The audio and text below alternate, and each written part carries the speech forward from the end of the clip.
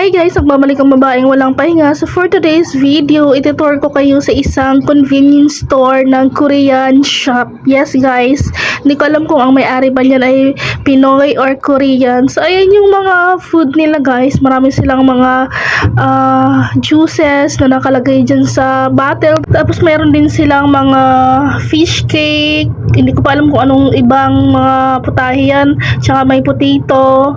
Tapos meron siyang bento. Tapos ito yung para siyang siomai ba yan? Basta i-correct niyo ako kung mali ako. Tapos yan yung binili kong yung tteokbokki. Trinay ko yung tteokbokki kasi itong japchae, yung para siyang itim na pansit, na-try ko na yan before, so alam ko na yung lasa. Pero yung tteokbokki hindi ko pa na-try, so yun yung binili ko. Nasa 120 ata yung isang na yan, isang lagayan. So trinay ko kung anong lasa. Kumuha rin ako ng kimchi. Yung kimchi nila subok ko na masarap, kaya bumili ako ulit. So 50 pesos yung bilog. Tapos yan, pumunta ako sa mga ice cream kasi tinitingnan ko kung anong gusto kong kainin na ice cream. First time ko kumain ng ice cream na Korean ice cream. So ayun yung napili ko. Yung pinili ko dyan, yung yan, vanilla ata yan. Tapos ayan, nag-tour din ako dito sa mga karne, mga pang sangyupsal na mga meat.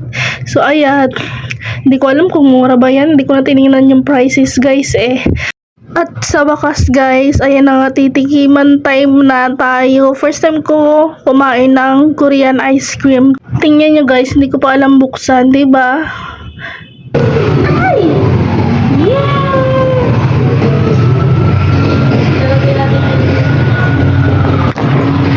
Ice cream good. Harap! Ice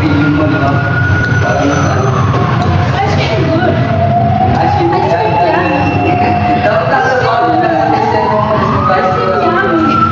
At yun na nga, napasayaw na ang A-Bob na to. Ice cream yummy. Ice cream good. Ice cream yummy. Ice cream good.